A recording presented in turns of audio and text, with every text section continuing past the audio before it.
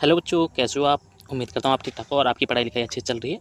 ठीक है ना। तो देखिए, आज का हमारा नया लेसन स्टार्ट करेंगे हम, रासायनिक अभिक्रिया व समीकरण। ठीक है ना। हमारा फर्स्ट चैप्टर है साइंस से क्लास 10th का। ठीक है ना। जिसमें हमारा पहला ही क्वेश्चन रहेगा, रासायनिक अभिक्रिया क्या है, रासायनिक अभिक्रिया समीकरण लिखिए। ठीक है ना। 1 से 2 मार्क्स में ये पेपर में आता है, आपके लिए बता दूँ मैं। ठीक है ना। बहुत ही इंपॉर्टेंट हमारा जो क्वेश्चन है वो है ये। ठीक। और ये पार्ट के नाम से पूछा जाता है, लेसन के नाम पर ही पूछा जाता है। ठीक ना, कि रासायनिक अभिक्रिया क्या है, ये रासायनिक समीकरण क्या है, आप बताइए। 1 नंबर में परिभाषा में पूछ लिया जाएगा। ठीक है ना। तो देखिए क्या है। ठीक ना। अपना स्टार्ट करते हैं चैप्टर के लिए। ठीक ना। बेसिक से स्टार्ट करेंगे। ठीक। तो देखिए क्या है, रासायनिक अभिक्रिया। ठीक। और उसकी समीकरण है। ठीक है ना। तो सबसे पहले हम परिभाषा में क्या लिखेंगे रासायनिक अभिक्रिया की। देखिए क्या है, रासायनिक अभिक्रिया वह अभिक्रिया जिसमें एक या एक से अधिक रासायनिक पदार्थ आपस में अभिक्रिया करके एक नया पदार्थ को बनाते हैं। ठीक है ना। कह रहा है कि वह रासायनिक अभिक्रिया, ठीक है ना, कोई ऐसी रासायनिक अभिक्रिया जिसमें एक पदार्थ ए और एक पदार्थ बी कैसे हो, दोनों ही रासायनिक हो या फिर ऑर्गेनिक हो, या फिर ये ऑर्गेनिक या ये इनऑर्गेनिक हो। ठीक है ना। जब ये दोनों ही आपस में रिएक्शन करेंगे इसके दौरान यहाँ पे, ठीक है ना, यहाँ पे कोई कंडीशन रही होगी इन दोनों को रिएक्शन कराने के लिए। जब इन दोनों को आपस में रिएक्शन कराया जाएगा इस कंडीशन के अकॉर्डिंग, तो यहाँ पे एक कंपाउंड सी बनेगा। ठीक है ना। ठीक। तो ये जो कंपाउंड बनना है इसी को हम क्या बोलते थे, पूरी प्रोसेस को इसके अकॉर्डिंग एक रासायनिक अभिक्रिया बोल देते हैं। ठीक है ना। समझ में आ रहा है कि ए बी के साथ में रिएक्शन कर रहा है किसके द्वारा, ये कंडीशन जो दी होगी यहाँ पे। ठीक है ना। कुछ भी कंडीशन दी हो, मान लीजिए कि यहाँ पे टेम्परेचर है दिया हुआ, जिसके कारण से ए बी के अंदर या फिर बी ए के साथ में रिएक्शन कर रहा है, और जिसके उपरांत हमारे लिए एक जो प्रोडक्ट है, कंपाउंड है, वो प्राप्त हो रहा है, जिसको हम बोल देते हैं सी। ठीक है ना। तो ये जो घटना है, ये पूरी घटनाक्रम को हम क्या बोल देते हैं, रासायनिक अभिक्रिया बोल देते हैं। ठीक है ना। तो देखिए एक बार फिर से हम पढ़ते हैं परिभाषा के अकॉर्डिंग। कह रहा है वह अभिक्रिया जिसमें एक या एक से अधिक रासायनिक पदार्थ आपस में अभिक्रिया करके एक नया पदार्थ को बनाते हैं, ऐसी अभिक्रियाओं को रासायनिक अभिक्रिया कहते हैं। जैसे Na+Cl, Na से हम सोडियम और Cl से क्लोरीन। ठीक है ना। Na+Cl। ठीक है ना। तो यहाँ पे देखिए हमने इसको ए बोल दिया और इसको क्या बोल दिया, बी बोल दे दिया। ठीक है ना। इसको Cl को हमने क्या बोल दिया, बी बोल दिया। और यहाँ पे कोई रिक्वायर कंडीशन रही होगी इस एरो के ऊपर, ठीक है ना, जिसके अकॉर्डिंग ये जो Cl है Na के साथ में रिएक्शन करेगा तो क्या बना देगा, NaCl, सोडियम क्लोराइड। ठीक है ना।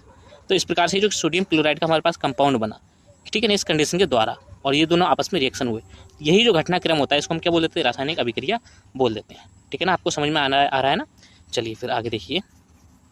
फिर क्या रहा है यहाँ पे, कह रहा है रासायनिक समीकरण। अब देखिए कह रहा है, यह तो हमारी रासायनिक अभिक्रिया थी, अब रासायनिक समीकरण क्या है। कह रहा है वे सभी रासायनिक अभिक्रियाएं जिनमें भाग लेने वाले रासायनिक तत्वों को उनके अणुसूत्र द्वारा अथवा उनके संकेतों के द्वारा दिखाया जा सकता है, ऐसी अभिक्रियाओं को रासायनिक समीकरण कहते हैं। ठीक है ना। कहने का मतलब हुआ कि हमारे पास में एक कंपाउंड है, ठीक है ना, और दूसरा कंपाउंड बी है।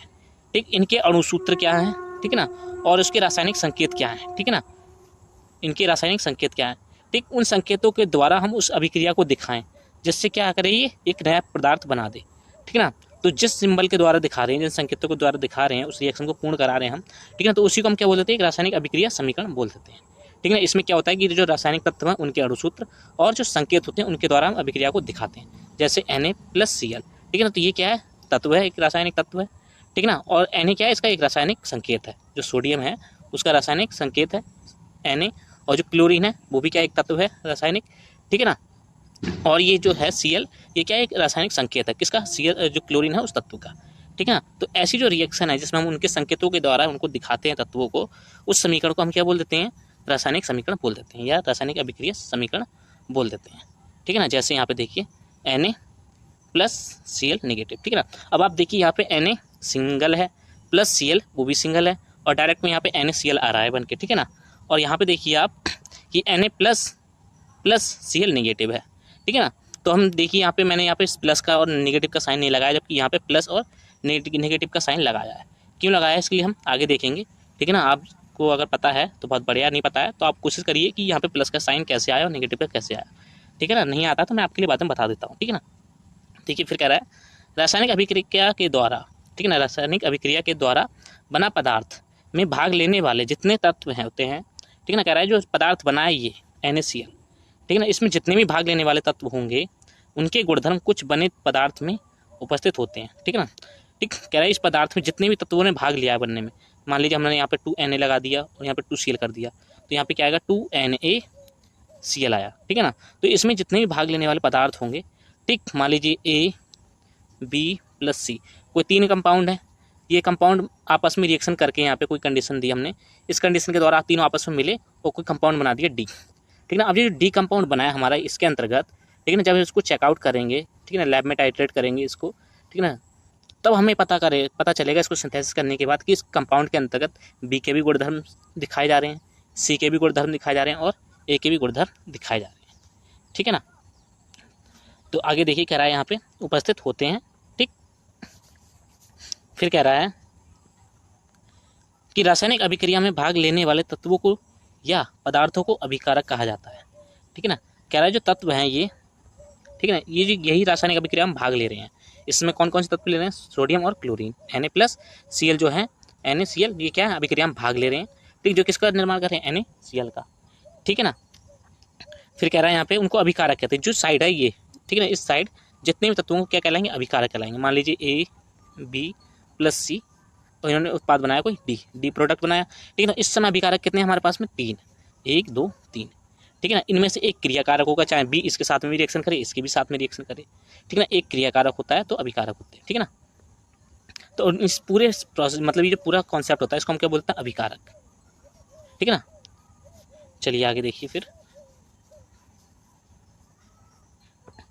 फिर कह रहा है रासायनिक अभिक्रिया के पूर्ण होने के बाद, जो रासायनिक अभिक्रिया है उसके पूर्ण होने के बाद बने नए पदार्थ को उत्पाद कहा जाता है। ठीक है ना, कि A+B+C जो अभिकारक थे, इन अभिकारकों ने आपस में रिएक्शन करी। ठीक है ना, रिएक्शन करने के बाद रिक्वायर कंडीशन के अकॉर्डिंग इन्होंने कोई प्रोडक्ट डी बनाया। इस डी प्रोडक्ट को हम क्या बोल देते हैं, उत्पाद बोल देते हैं। ठीक है ना, उत्पाद बोल देते हैं या फिर हम बोल देते हैं पदार्थ। ठीक है ना, तो ये हमारा प्रोडक्ट बन जाता है। ठीक, फिर आगे देखिए कह रहा है जैसे 2Mg+O2 एरो, ठीक है ना, 2MgO। ठीक, यहाँ पे अभिकारक हमारे पास में कितने, 2 1 2 अभिकारक हैं, या हम इसको बोलते हैं अभिकारक फर्स्ट, इसको अभिकारक सेकंड बोल दिया हमने। ठीक है ना, तो ये अब तो इन दोनों अभिकारक ने आपस में रिएक्शन करी किसी रिक्वायर कंडीशन पे, जिसके उपरांत हमें क्या प्राप्त हुआ, 2MgO जो क्या है, मैग्नीशियम ऑक्साइड। ठीक है ना, ये हमें क्या प्राप्त हुआ, एक उत्पाद प्राप्त हुआ। ठीक, तो जो उत्पाद में एक जो पदार्थ है अभिकारक में, ठीक है ना, मैग्नीशियम और ऑक्सीजन, ठीक है, इनको हमने कैसे दिखाया, इसके रासायनिक संकेतों के द्वारा दिखाया और एक समीकरण में रखा। ठीक है ना, उस समीकरण के अकॉर्डिंग हमने इनकी रिएक्शन देखी, इस कंडीशन के अकॉर्डिंग। ठीक है ना, किस कंडीशन पे इन ये दो आपस में रिएक्शन कर रहे हैं। ठीक है ना, जब हमने इसको आगे और प्रोसीड किया, आगे बढ़ाया, तो हमें 2MgO का एक प्रोडक्ट मिला। ठीक है ना, एक समीकरण बनाने पर। ठीक, और इसी समीकरण को हम बोल देते हैं क्या, रासायनिक अभिक्रिया समीकरण। ठीक है ना, इसमें 2 रासायनिक तत्व भी हैं, उनकी अभिक्रिया भी हुई। ठीक है ना, और अभिक्रिया को उनके रासायनिक संकेतों के द्वारा दिखा रहे हैं ऐसे समीकरण में रख के, तो उसी समीकरण को क्या बोलते हैं, रासायनिक अभिक्रिया समीकरण बोलते हैं। ठीक है, तो ये था हमारा छोटा सा कॉन्सेप्ट रासायनिक अभिक्रिया समीकरण के लिए और रासायनिक अभिक्रिया के लिए। ठीक है ना, आगे की रिएक्शन जो है हमारे पास में, केमिकल रिएक्शन जो रासायनिक अभिक्रिया उसको संतुलित करना, नेक्स्ट हमारा जो है टॉपिक है। ठीक, तो उसके लिए मैंने कुछ बेसिक पॉइंट लिख रखे हैं, आपको बहुत ही ज़्यादा याद होने चाहिए। ठीक है ना, हमारा जो चैप्टर था 5 चैप्टर तत्वों का वर्गीकरण। ठीक है ना, जो तत्वों का वर्गीकरण था वो हमारे सिलेबस है उससे आउट हो गया, मतलब हटा दिया गया है। वो आप आगे पढ़ेंगे, अगर आपके पास कोई 10th की 21 या उससे नीचे कोई साइंस की बुक है, ठीक है ना, तो आप उससे ये तत्वों का आवर्त वर्गीकरण, वहाँ से पीरियोडिक टेबल या आवर्त सारणी जो है मिडलीफ की, वो पढ़ लें आप। ठीक है ना, उसमें ये सारे के सारे तत्व आपके लिए मिल जाएंगे। ठीक है ना, जो मैंने यहाँ पे लिख रखे हैं। ठीक है ना, इसके अकॉर्डिंग हम देखते हैं कि कौन कौन से तत्व हमें रिएक्शन में इंपॉर्टेंट है। ठीक है ना, आगे की जो हम केमिकल रिएक्शन पढ़ेंगे उसमें। ठीक है, देखिए जैसे हाइड्रोजन है। ठीक है ना, हाइड्रोजन पर +1 का चार्ज होता है। ठीक है ना, जिसका परमाणु क्रमांक 1 होता है। लिथियम है, इस पर +1 का चार्ज होता है, जिसका परमाणु क्रमांक 3 होता है। ठीक है ना, हमें केवल इंपॉर्टेंट है उनके परमाणु क्रमांक याद होना। ठीक है ना, ये आप तत्वों के क्या करेंगे, केवल परमाणु क्रमांक याद कर लें, कितने तक, 30 तक। ठीक है ना, और बाकी जो मैंने लिख रखे हैं इसमें वो आप याद कर लें। ठीक है ना, कि किस पे कितना चार्ज है। अगर आपको चार्ज के बारे में पता है, ठीक है ना, तो आप किसी भी रिएक्शन को संतुलित कर सकते हैं। यदि आपको चार्ज का नहीं पता है तो आप मुश्किल हो जाएगा रिएक्शन को संतुलित करना। ठीक है ना, जैसे हाइड्रोजन पे +1 का, लिथियम पे +1 का, ठीक है ना, बेरिलियम पे 2+ का, ठीक है ना, कार्बन पे +4 का। ठीक, नाइट्रोजन पे कितना होता है, -3 से +5 तक का, इस पर क्या होता है, चार्ज होता है। ठीक, अब ये चार्ज क्या दिखाता है, ये देख लीजिए आप। चार्ज दिखाता है उदासीनता को।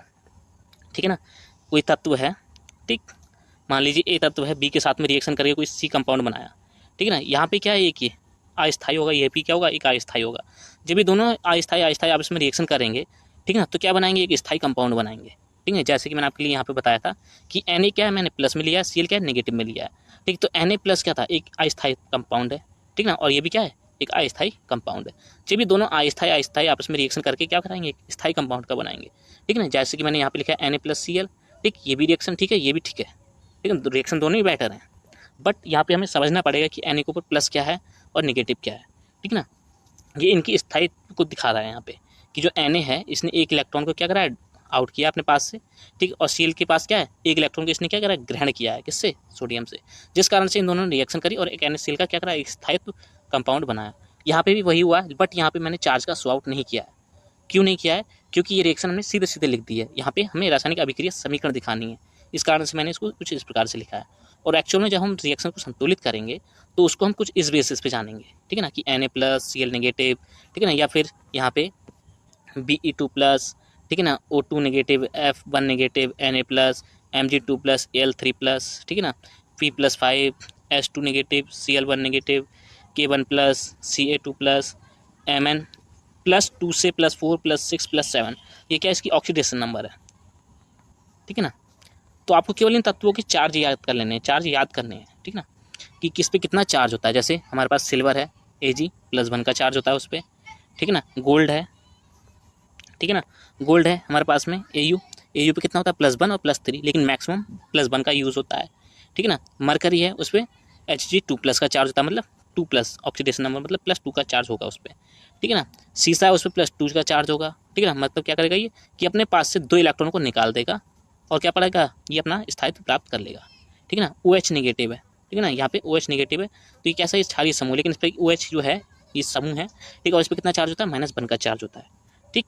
ऐसे मैं आपके लिए बता दूं कि जैसे हम H2O को H2O, ठीक है ना, इसको जब हम तोड़ते हैं तो H+, ठीक है ना, प्लस OH नेगेटिव में डिस्ट्रीब्यूट होता है।